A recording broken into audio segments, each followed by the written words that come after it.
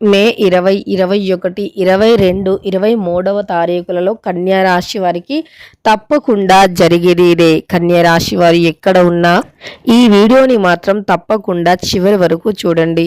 అప్పుడే మేమేం చెబుతున్నామో మీకు పూర్తిగా అర్థమవుతుంది. ఇక వీడియోలోకి వెళితే గనక కన్యా రాశి వారి యొక్క వ్యక్తిత్వం గురించి పరిశీలించినట్లయితే ఈ రాశిలో జన్మించినటువంటి వ్యక్తులు చాలా ధైర్యవంతులు, అలానే చాలా కోపిష్ఠులు కూడా. కొంతవరకు వీరు అందం ఆకర్షణీయం చాలా ఎక్కువగా ఉంటుంది. వీరికి ఉన్నటువంటి అందమైనటువంటి శరీరాకృతితోనే ఎవరినైనా ఇట్టే ఆకట్టుకోగలుగుతారు. అలానే ధైర్యంగా ఉంటారు, కష్టపడి పనిచేసే స్వభావం ఉంటుంది.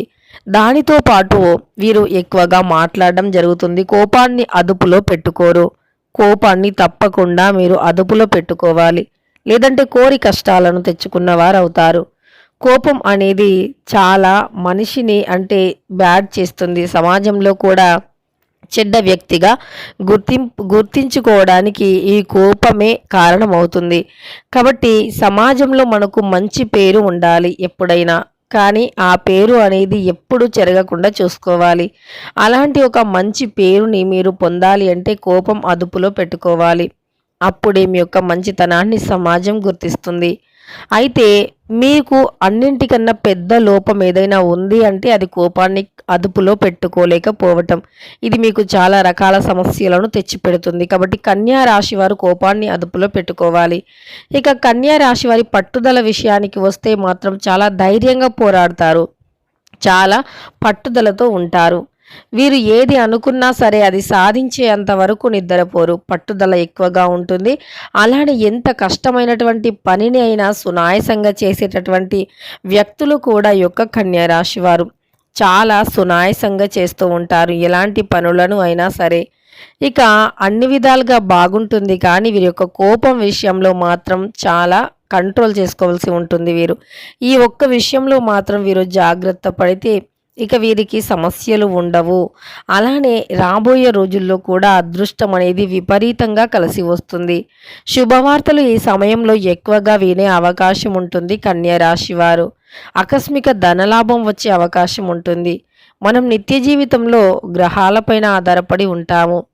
మన జీవితం అనేది ఎలా సాగుతుంది, ఎటు సాగుతుంది, ఎలా ఉంటుంది, ఎలా ఉండబోతుంది, ఎవరితో మనం ఎలా ఉండాలి అనేటటువంటి అంశాలపైన కూడా ముందుగా అవగాహన కలిగింపజేసుకోవాలి అంటే మనం నిత్య జీవితంలో రాశులను చూస్తూ ఉండాలి, గ్రహాలను కూడా పరిశీలిస్తూ ఉండాలి, నక్షత్ర బలం ఎలా ఉంది అని చూస్తూ ఉండాలి.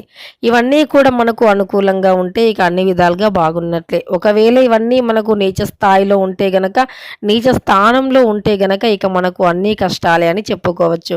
కన్యా రాశి వారికి ఎక్కువగా గ్రహాలు నీచ స్థానంలో ఉండటం వల్ల కష్టాలు ఎక్కువగా ఉంటాయి.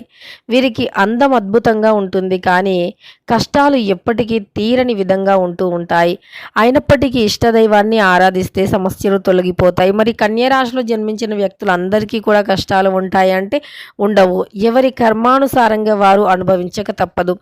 అంటే మీరు చేసుకున్నటువంటి మంచి పనులు, ఎవరైతే కన్యా రాశిలో జన్మించిన వ్యక్తులు ఉంటారో మంచి చేసుకుంటే వారికి గ్రహాలు అనుకూలంగా ఉంటాయి, నక్షత్ర బలం బాగుంటుంది, అన్ని విధాలుగా బాగుంటుంది. అలానే ఎవరైతే చెడు చేస్తారో అలాంటి వారికి మాత్రం తప్పకుండా కష్టాలు తప్పవు, శిక్షలు కూడా తప్పవు. ఇక చాలామంది అంటూ ఉంటారు, మేము ఏ తప్పు చేయలేదు అయినా మాకు కష్టాలు ఉన్నాయని. కానీ మీరు చేసేది తప్పో కాదో నిర్ణయించేది మీరు కాదు, సమాజం. అలానే మీ నుంచి బాధపడినటువంటి వ్యక్తులు. కనుక మీరు తప్పు చేశారో చేయలేరో, ఇతరులను బాధ పెట్టారో పెట్టలేరో అనేటటువంటి మీ మనస్సాక్షికి తెలుస్తుంది. ఒకవేళ కొంతమంది వారు ఇతరులను బాధ పెట్టినప్పటికీ మేము ఎవరిని ఏమీ అనలేదు, ఎవరిని కూడా బాధ పెట్టలేము అనేటటువంటి భ్రమలో